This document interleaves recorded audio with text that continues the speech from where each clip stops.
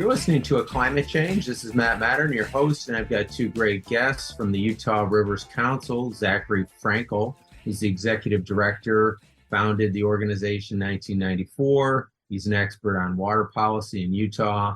His passion is protecting Utah's rivers. And we've also got Nick Halberg, who's a research and policy analyst at the Utah Rivers Council. His expertise is in water policy, hydrology, to economics. So welcome, gentlemen, to the program. Thank you, Matt. Thank you for having us. Yeah, we're excited to be here. Thank you. So, Zach, let me just begin with you as to tell us a little bit about your journey and what had you found the Utah Rivers Council and what type of work does the Utah Rivers Council do? Sure.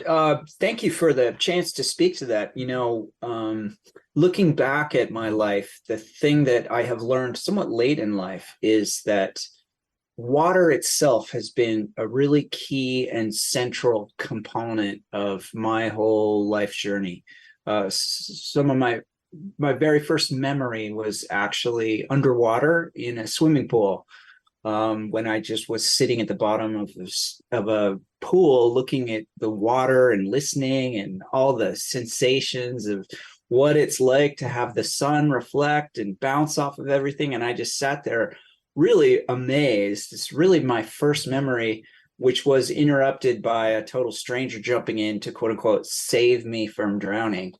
And so, over time, as I grew up, I really had a proclivity and interest for water itself, and raised in a household with a keen interest in politics. That evolved into an interest in water policy and how we in the United States treat our rivers, streams, and lakes, and the major problems and emissions in American water policy, and recognizing the importance of freshwater ecosystems. So in the 1990s, I worked with some volunteer board members, and we started the Utah Rivers Council, a 501c3 nonprofit organization that works to protect our streams and rivers, recognizing the prominent importance in freshwater in supporting fish and wildlife species. And we're still working to educate Americans about how important our rivers are to the wonderful wildlife legacy that we have inherited from previous generations. So tell us a little bit about what was the first project that you worked on as the director there. One of our first campaigns was a proposal to, it was a proposed dam, a 260-foot high dam that was being proposed on a tributary here along the mountains, which in the Wasatch Front is the mountains that abut the Salt Lake Valley metropolitan area. And within these mountains is this wonderful stream called the Diamond Fork River that is home to about 160 different species of fish and wildlife, that was slated for a 260-foot high dam that would have inundated 3 miles of this river, including a very popular natural hot springs area. It was really popular with hikers and bathers. And so that was our first real campaign to get involved. So we worked with city councils and other elected officials around the Salt Lake Valley to start a grassroots effort to oppose that project. And after 2.5 years of hard work, we succeeded. And the dam was called off by its federal proponent, the Central Utah Water District, which is the largest water agency in the state of Utah, finishing the Central Utah Project. So that really taught us that even here in conservative Utah, we can rely upon Americans to recognize the value of free-flowing streams and rivers for the importance of fish and wildlife habitat. Well, tell us a little bit about, maybe this is related to the Great Salt Lake, and I've read about kind of challenges and crisis that was occurring with that lake going down every year. Was that river, the Diamond Fork River part, was it going into the Great Salt Lake or? Yes, virtually all of northern Utah is within that same watershed, the Great Salt Lake Basin. So the rivers that drain our mountains in northern Utah flow into, in northwestern Utah, flow into the Great Salt Lake. And the Great Salt Lake is the largest remaining wetland ecosystem in the American West. And it is a very, very important ecosystem for that reason.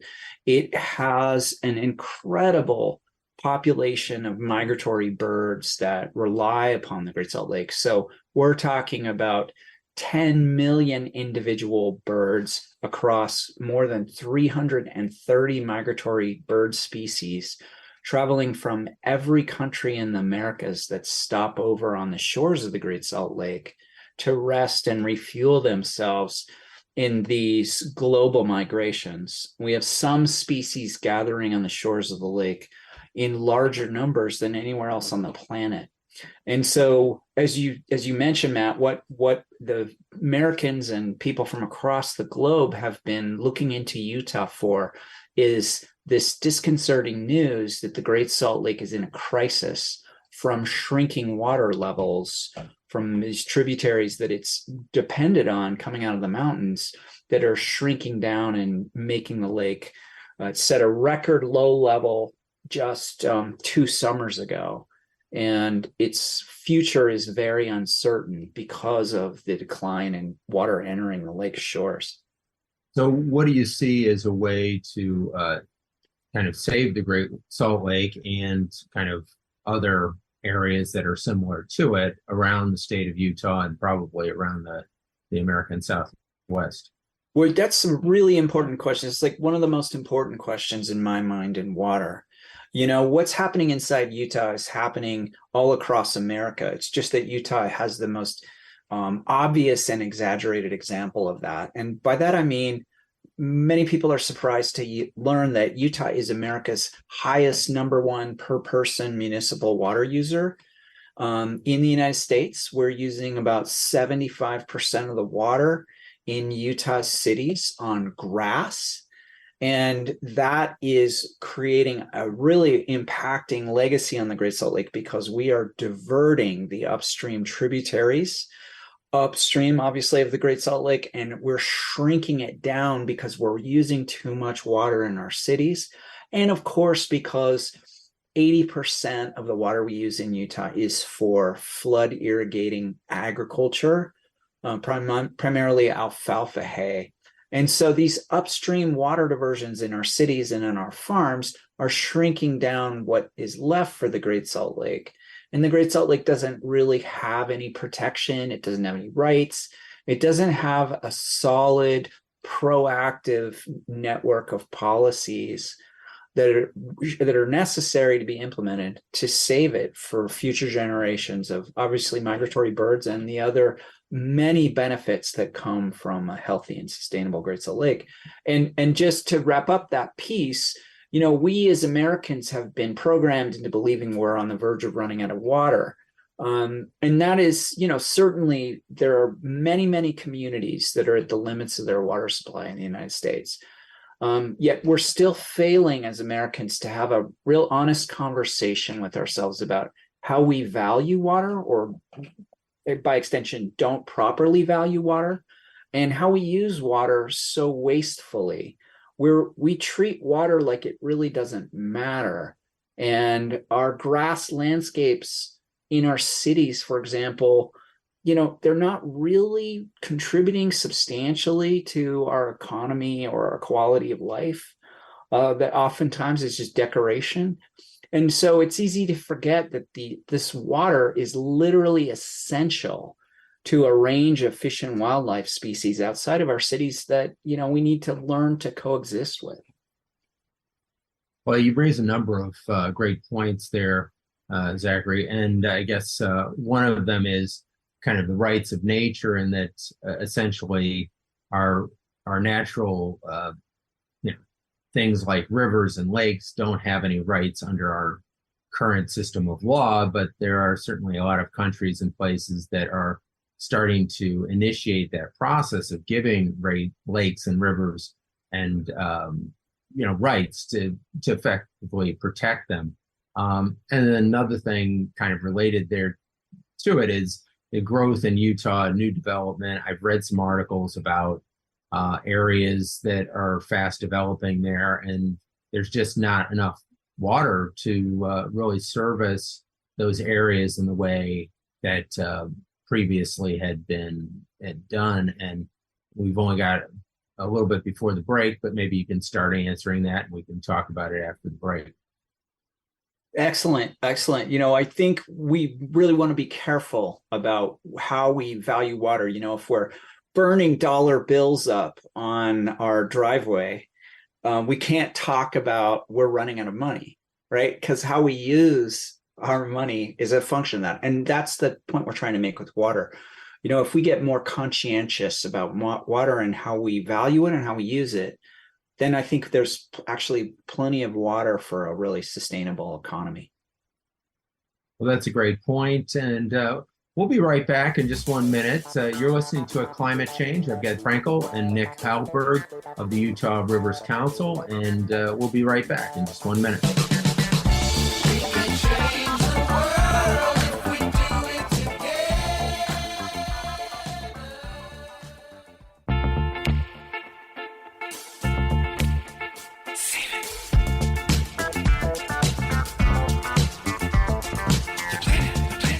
You're listening to A Climate Change. This is Matern, and I've got Zach Frankel and Nick Halberg on the program from the Utah Rivers Council. And Nick, just turning to you for a minute, tell us a little bit about the work that you're doing and how did you come to the Utah Rivers Council? Yeah, I guess I'll start with the second question first.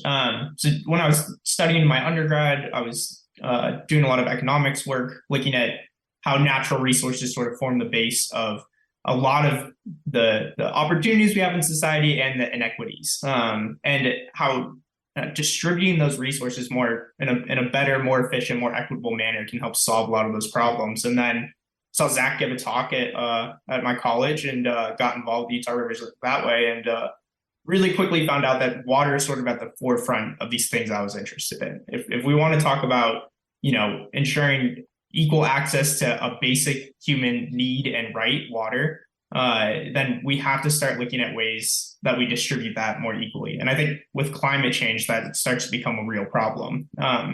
So for example, some of the things we've been working on at the URC to start to address that is looking at climate change in the Colorado River Basin. I'm sure many of your listeners are aware, and most Americans are aware of the crisis that's been happening in the Colorado River Basin.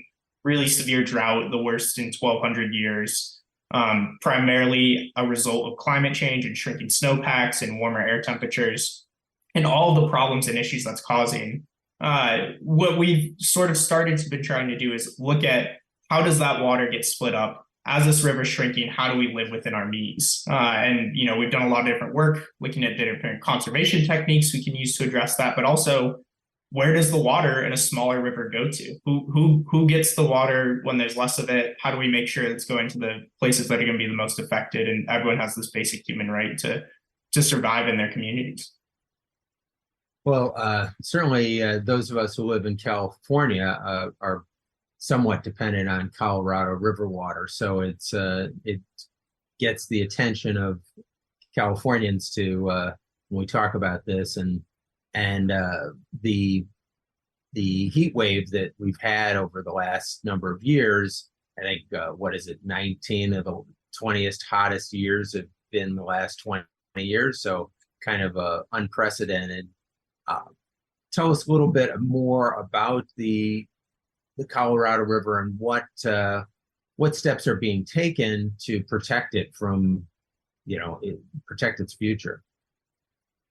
Yeah, I think a good way to think about the Colorado River is a big shift in mindset that is occurring, needs to occur faster to adapt to the 21st century. So the 20th century in the Colorado River system, it was largely about building dams, storing water, taming the river, so to speak, and then building all this infrastructure to control this, huge river that's the lifeblood of the American Southwest, from all of us up in Salt Lake and the headwaters all the way down to LA, Mexico, down at the tail end of the river. And I think what we've seen since the turn of the century is a really distinct and clear signal that climate change is having a serious effect. We've seen flows in the river decline by about 20%. We've seen projections come out from very credible scientists showing that flows could be, decline another 20% in the future. We could be looking at a river with 9 or 10 million acre feet, whereas in the 20th century, we had a river of 15 million acre feet of water. So significant declines. And I think the question there is, how do we collectively, all 7 states who share in the Colorado River water and Mexico, come together to reduce our water use to live within our means? Now, it's a really contentious system. There's a lot of division between the upper basin and the lower basin and all these different things about use it or lose it, and this, 1922, 100-year-old compact that's governing how all of this stuff happens. But I think at the core of it is just understanding, look, there are places where we're not using water efficiently in the Colorado River Basin. There's places where water is leaking through dirt canals. There's places where it's being used wastefully to water lawns in cities. And it's really on all of us, those in the upper basin, in Utah, Colorado, New Mexico, those of us in the lower basin, to try to start reducing our water use, not just so we can catch up with the river where it is at now, but so we can prepare for an even hotter, drier future where the river is even lower. And I don't want to make this sound like too much of a doomsday scenario. I think this is a very achievable thing. A 10 or 11 million acre foot river is still a very livable future. We just have to prepare ourselves to get there. Well, one of the things that I've read about is that there are farmers in California in really hot, dry areas down by Mexicali and El Centro in California that have water rights to more water than I think it was Arizona and Utah combined, and they're growing alfalfa down there, and it's just a tremendous. And then they're exporting it, so it's not even stuff that we're using here in the United States, so it's not required for us to eat or anything like that. So what about just paying those farmers off and saying, hey, we'll take your water rights back, we'll pay you a reasonable sum, and then we'll have a lot more water for everybody who's upstream. Yeah, so I think that's the obvious short-term solution that everyone points to. It's hard to ignore the 800-pound gorilla in the room, which is agriculture. Pretty much any mountain west community that uses water, it's likely that the vast majority of that water is going to be used for agriculture, and probably most of that for alfalfa. And probably a lot of that will get exported out somewhere else. And I think you can't look at the problems on the river and ignore agriculture and try to squeeze out all your solutions from just municipal water conservation. That said, it is because of the way the laws have set up, because of the way that all of this first in time, first in right, usually the farmers were the oldest, they have the most senior uses of that water. There's some programs designed to go in and try to buy water from those farms. The Bureau of Reclamation has been doing a lot of that with money that got appropriated from the bipartisan infrastructure law, the Inflation Reduction Act. I think there's $4 billion that went to the Colorado River Basin to try to start addressing some of these things, specifically targeted some of those California farmers. But also, I think the thing that's, a huge opportunity sitting here is that a lot of the farmers operate with pretty low profit margins. They're using ditches that they're, at least in Utah, great-great-grandfathers dug by hand when they moved out and settled the state. So there's a lot of inefficient water use on farms. And there's a lot of programs we can set up. Utah's starting to do it. Oregon and Washington have had programs running for 20 or 40 years now that have been really successful in taking taxpayer funds, going to farmers, upgrading infrastructure on farms, improving irrigation efficiency. And then you can use some of that saved water and put it into a river, put it into a reservoir, give it to a city, do something with it that's a more beneficial use for the public. And the farmer, now that they have all this new technology, can actually increase their crop yields, keep farming where they're at. So there is a nice balance that can be struck here. There's a lot of water we can free up from the ag sector without having to put farms out of business, without having to buy them. and it's probably more cost effective in the long run as well. Well, I understand that there are many different things that play into protecting the water, and some of them are, say, planting trees and protecting the habitat that surrounds our watersheds. What work is your organization doing to forward that part of the puzzle? Yeah, I can take a first crack, and Zach, I'll let you step in too. One of the, I guess, more fun programs that a lot of the times we work on policy issues, especially my job, it's reading lengthy documents and it's writing lengthy reports and it's occasionally testifying to committees and stuff like that. But one of the fun hands-on things we get to do is each year we run a really robust rain barrel program where I think last year we had over a dozen municipalities in Utah come together and partner with us. And we basically get these rain barrels, get them subsidized through the cities and hand them out to residents. So residents can use rainwater captured off their roof to water their lawns and gardens. So we don't have to use our treated, costly municipal water. We can reduce the use of that. And that's really key for us. Reducing municipal water use means we don't need to divert as much water out of our rivers and streams. More can stay there for fish and wildlife, recreation, people downstreams. So I think that's one of the really fun programs. And yeah, Zach has been around, forever doing all types of different on the ground things. So I'll pass it to you, Zach, if you want to add anything. Thank you, Nick. I must say, every time I hear you speak, I am more and more proud of you and how brilliant you are and what a credit you are to the generations coming up that's got to solve all these problems. I think that what we as Americans often do is we focus on our supply. The conversation is almost always dominated by supply, and it's not just water. We talk about supplies almost constantly in our resource use, and we very rarely talk about the other side of the equation, which is demand, which is what Nick just alluded to, trying to reduce our water demand. And we are really in infantile steps here in Utah and largely across the United States. Many communities are way ahead of us in Utah, inside the United States, in saving water. But generally, the United States has really got to catch up with some of our other countries on this planet that have really, really recognized that water is precious and needs to be valued that way. So the first place is just in basic economics and not pricing water so cheap as to encourage water waste.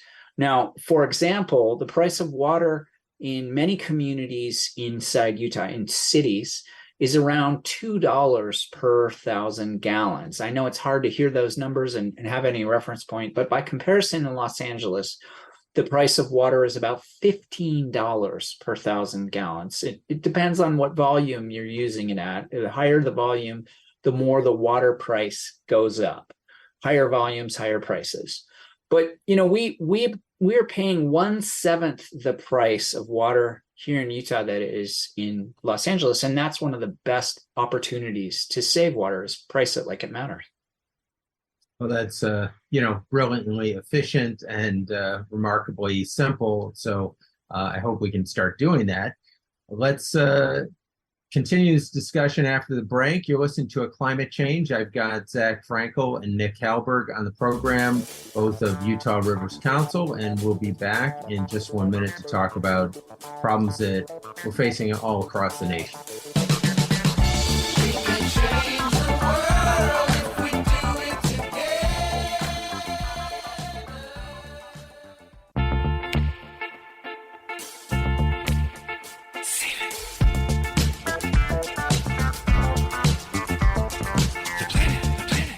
You're listening to A Climate Change. This is Matern, and I've got Zach Frankel and Nick Halberg on the program of the Utah Rivers Council, and we were talking about a lot of things, river policy, water policy in Utah and across the country.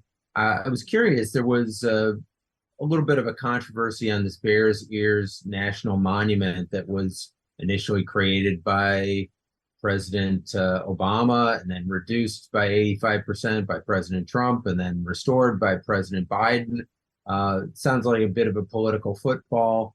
What are the issues related to Bears Ears from a water policy standpoint, and how is it affected by being a national monument or not being a national monument? Oh boy, the monument debacle inside Utah is really been, just as you describe it, it's been a political football back and forth that really, for us Utahns that really care about fish and wildlife species, about ancient sites, about both archaeological ruins and sacred sites to the indigenous tribes of Utah and the rest of the Southwest. It's really demonstrated how important it is that we have a strong federal policy to protect key lands and landscapes like this one from outside Utah, because the opposition inside Utah to the national monument, a lot of it was driven by profiteering by individual interests inside Utah. Some of it was driven by special interests that are looking for contracts related to water. So Utah is home to the largest proposed new water diversion in the entire Colorado River Basin. And that's a much hated water project called the Lake Powell pipeline, which has received a lot of controversy and was initiated by the state of Utah in 2006. And the relationship to the monument with that is that it actually was slated to go through monument boundaries.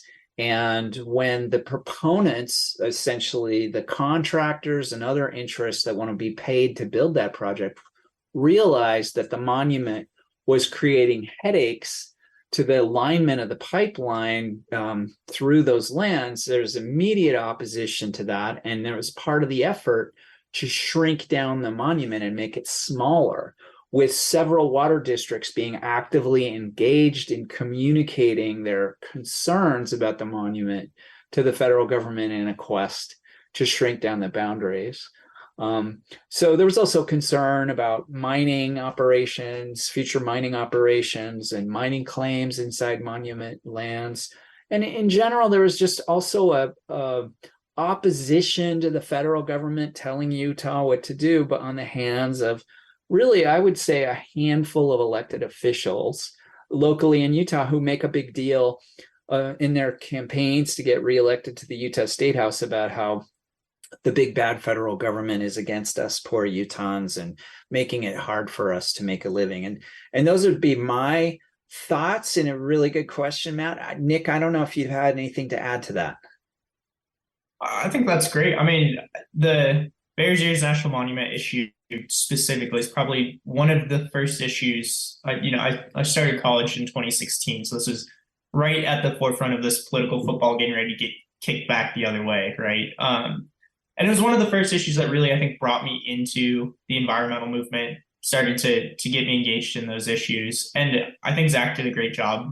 We've seen the monument boundaries, a lot of cry over it's too big, but a lot of the stuff happening at the peripheries, boundaries being specifically carved out to make way for pipelines, all these other things that are going through, what are essentially still, very precious, protected, open, wild lands that the monument previously protected, all of a sudden getting carved down so a pipeline can go through. We should say that the Lake Powell pipeline has not been built. There is not a pipeline through the monument. We've been fighting that proposal for many years and will continue to do so. So good news on that front as of yet. Well, you bring up something. Lake Powell situation is such that I think my understanding is that it's in pretty dire straits, and that Lake Powell has been shrinking in recent years, and the thought that it could become kind of like a dead lake. What are the prospects there, and what's being done to prevent that from occurring? Yeah, let me take this one, and I'll pass it to you in a moment, Nick. So Lake Powell is America's second largest reservoir. Lake Mead is the biggest in the country. So Lake Powell, and both Lake Powell and Lake Mead have been shrinking as a function of climate change, warming up our winters, and therefore shrinking our snowpacks in the headwaters. The Colorado River is considered what's called an exotic river. You might have heard that reference in relationship to the Nile in Egypt. And it actually has a real scientific definition. It means that the origin of the water is very far away from its terminus, in this case, obviously, into the Pacific. And so what's happening is that climate change has been shrinking the headwaters of the Colorado River. And as it shrinks the snowpacks, that's where most of the water in the Colorado River is coming from. Snow melt runoff in the spring. And Glen Canyon Dam at Lake Powell was designed in an era absent climate change. The Bureau of Reclamation, when they designed the plumbing system of Glen Canyon Dam, they didn't really anticipate that there would be a long-term mega drought that would befall the American Southwest and obviously the Colorado River, which of course is what we are beginning to experience this century now, which is slated to continue probably for decades and decades to come. And so I mentioned that design problems because one of the biggest problems we've got as Lake Powell drops to lower and lower water levels because of climate change is that the plumbing system designed to deliver 7.5 million acre feet to the lower basin states of California, Arizona, and Nevada is in jeopardy. There is not the plumbing that takes the water from Lake Powell and passes it on the other side of the dam and obviously into the Grand Canyon is too high up in the dam's vertical column. It was designed to operate when Lake Powell is full or nearly full. And of course, now we're in an era, even though we had big headwater snowpacks this last winter, the Lake Powell is declining. And as it shrinks lower and lower down in elevation, that plumbing is too high up in the water column. And they're having to shift to another set of tubes that were never designed to deliver that 7.5 million acre feet to the lower basin. And it's only a matter of time before the dam is no longer functional to deliver the lower basin's water. And this is an issue that we at Utah Rivers Council, alongside our wonderful partners, Glen Canyon Institute and the Great Basin Water Network, we all co-authored this wonderful study to call upon Americans, especially in the lower basin states, to ask the federal government to retrofit Glen Canyon Dam to make sure that we can have water keep continuing to flow through the Grand Canyon and to the lower basin states and to Mexico so that the lower basin residents can rely upon the water of the Colorado River as they have been, for some, 101 years now. Well, an aside here, a related comment. I recall that the Lake Powell was named after an explorer, naturalist who came out to examine that area in the Southwest and reported back to the federal government that they should never kind of try to develop the Southwest into a great big urban areas. And unfortunately, they didn't follow his advice and they named the big lake after him. So anyway, Nick. It is ironic. Yeah. Jump in there as you will. Yeah, just to put a fine point on what Zach said, there are massive long-term, large-scale issues in the Colorado River Basin, climate change and overuse. But I think if we're talking about the most acute crisis in the past, 2 years, I think it is Glen Canyon Dam and Lake Powell. In June 2022, we heard the Bureau of Reclamation's commissioner testify to Congress saying that the lower basin states need to be cut 2 to 4 million acre feet of water to avoid, catastrophic consequences in the system, basically. And what she was talking about was water levels at Lake Powell, was water levels getting too low, not being able to use the tubes the Bureau's used to relying on to pass water through and having to rely on those lower set of tubes Zach was talking about. There's been some very slow steps to start to address this. The lower basin states, to their credit, Nevada, California, Arizona, have repeatedly in multiple letters now told the Bureau they think it's very wise if we start looking at what can be done to address this problem. That means most likely re-engineering the dam in some capacity. There's some folks on this really great committee, one of the technical committees for the Bureau, who've raised the same issue. And sort of under pressure from them, the Bureau's done a very preliminary study to look at some of these things. But that study was completed, almost a year ago now. very little follow-up on it and almost no action. So we really, are just not seeing people take this crisis as seriously as it is. Of course, it's not the long-term cause, but it is the acute point. Glen Canyon Dam is very quickly getting to the point where it's going to start to inhibit water flows into the Grand Canyon, into the lower basin. And, it's going to take years and years to put any retrofit in that we need. So I think we really need to start taking this issue much more seriously than we are.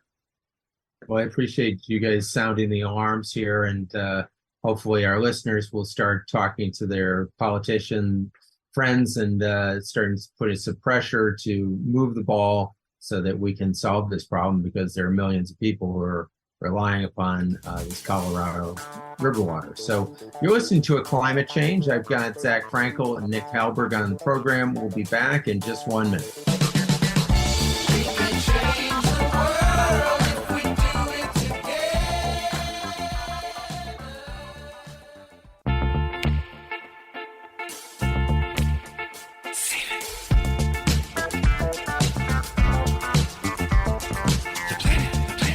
You're listening to A Climate Change. This is Matern, your host, and I've got two great guests on the program, Zach Frankel and Nick Halberg of the Utah Rivers Council. And,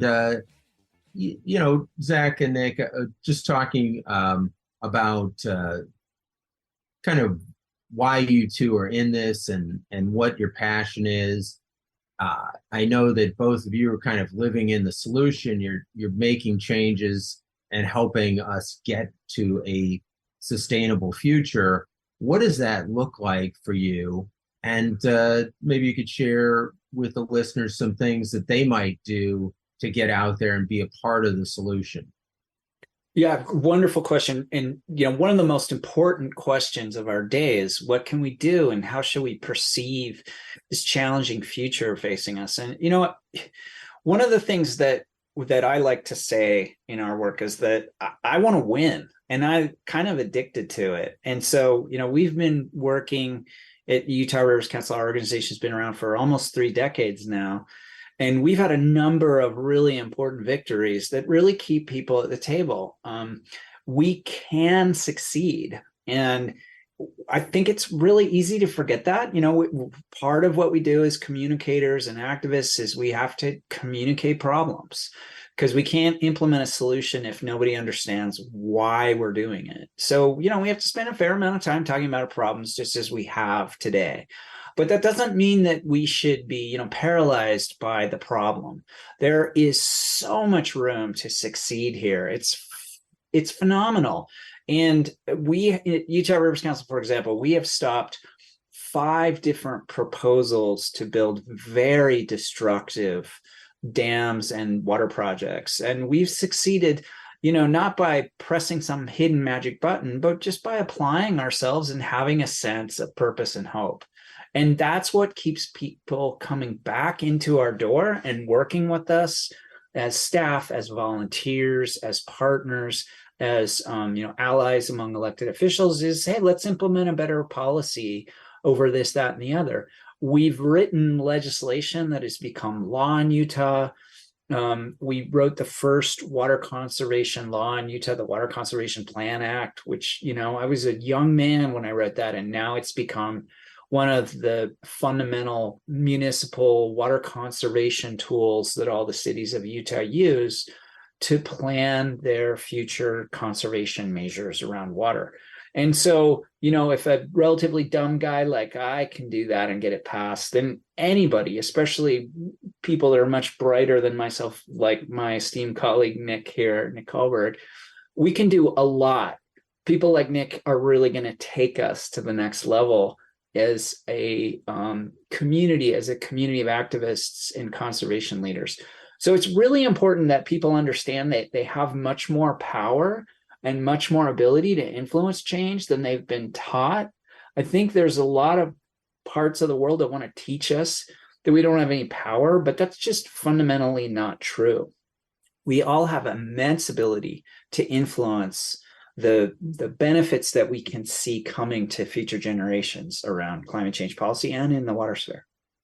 Well, I love that, and I think that's incredibly powerful, Zach, and something that needs to be said a lot more, which is we can do something and we can be powerful.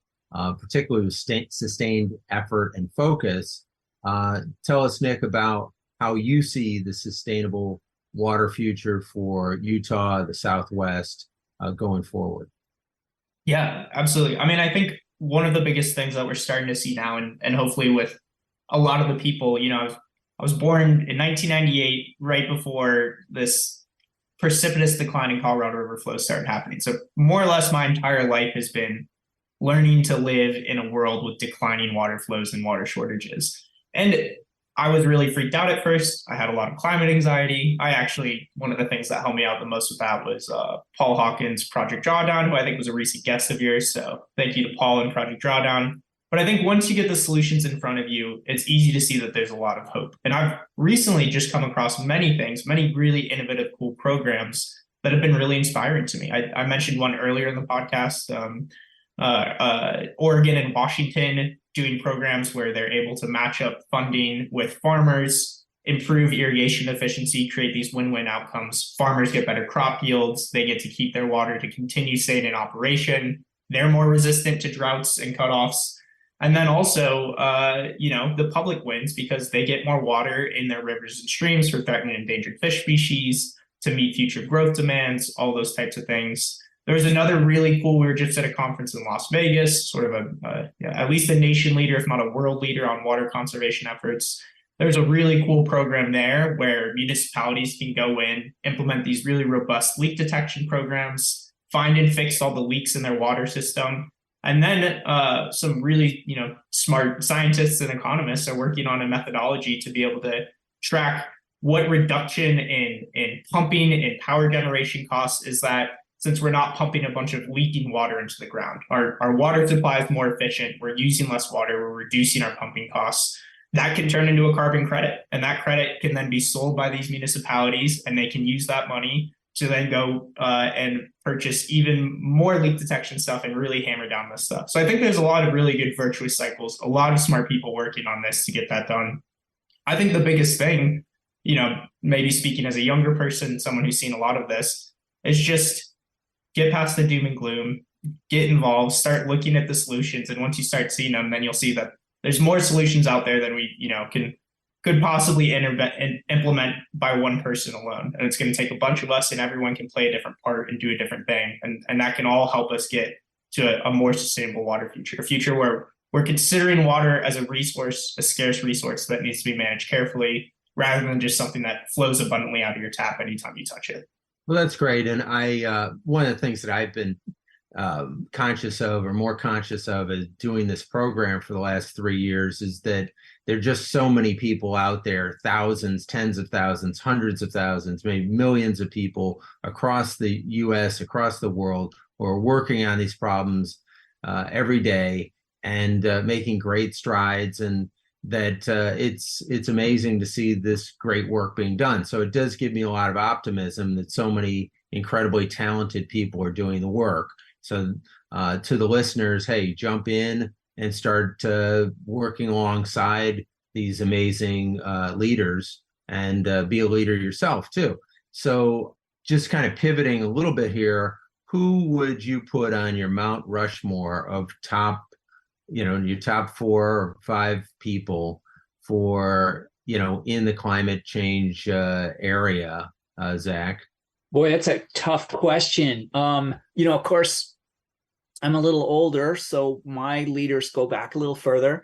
One of the people that I found so inspiring was Bill McKibben, the founder of the nonprofit 350.org. That was obviously a reference to carbon concentrations, trying to keep our carbon level to 350 parts per million, back when we were in the 200s. I asked Bill, I met him several times, and I asked him once, Bill, like, how do you feel about this issue of climate change, when you get out of bed? And he's like, look, I pop out of bed, basically, and I'm applying myself, and I'm doing everything I can, and I feel really fulfilled about it. And I think that's the climate anxiety that people feel is from inaction. I think when people get active, suddenly that sense of desperation goes away because there's something to do, and they feel like, okay, I can keep working on this. And if you're in, hearing this podcast and you don't feel that sense, then, ask yourself, what is it that would make me feel, more useful to this cause? Because I promise if you can follow that compass needle, it will be personally rewarding, not just what you quote unquote should do, but personally it'll be rewarding to you to be engaged and involved. And, you might end up hosting your own podcast, just like Matt here, you never know where things are going to lead. So that's what I'd say is really important. And then, going back even further, Brock Evans is one of the foremost conservation leaders that I had the luck and real gratitude to work with and meet. He was David Brower's first staff member they ever hired way back in the 1950s. He was an attorney from the Pacific Northwest who moved to Washington, D.C. He was in the White House when all the seminal environmental legislation was passed, mostly under the Nixon administration. So way back then, and Brock is a wonderful person. He's since retired to Oregon, but he's so positive and optimistic. And you might think someone who's been an environmental lobbyist for 5 decades, would be really cynical, especially in the halls of Congress. But he's so positive. And same with David Brower. Before David Brower passed, one of the real seminal leaders, the first real prominent leader at the Sierra Club that really took the organization to the next level. Before he passed, he had the same sense of optimism. So that's only 3 of your 4, but those would be my first 3 that really inspire me. That of course I'm standing on their backs as I work as a conservationist. Well, I'll throw it over to you, Nick, and you can give us your 4 quickly, and then I'll wrap it up. I'll just keep it quick. I think I mentioned Paul Hawken already. Project Drawdown was tremendously inspiring and uplifting to me, seeing all of the specific technical solutions, the actual building blocks to our path to a carbon neutral world. But one of the most impactful, people I probably listened to was Dr. Ayana Elizabeth Johnson, Alex Blumberg. They also run a great podcast, How to Save a Planet. So you can go check some of them out as well.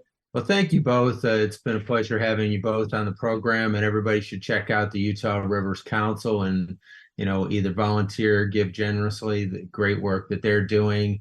And thank you both, Zach and Nick, for being on the show. Everybody check out our website at climatechange.com. Follow us on Apple Music, Spotify, iHeartRadio, all the social media channels. Do the same for the Utah Rivers Council. Stay engaged, be the change you want to see in the world, everybody. And have a great week, and tune in next week. We can change the world.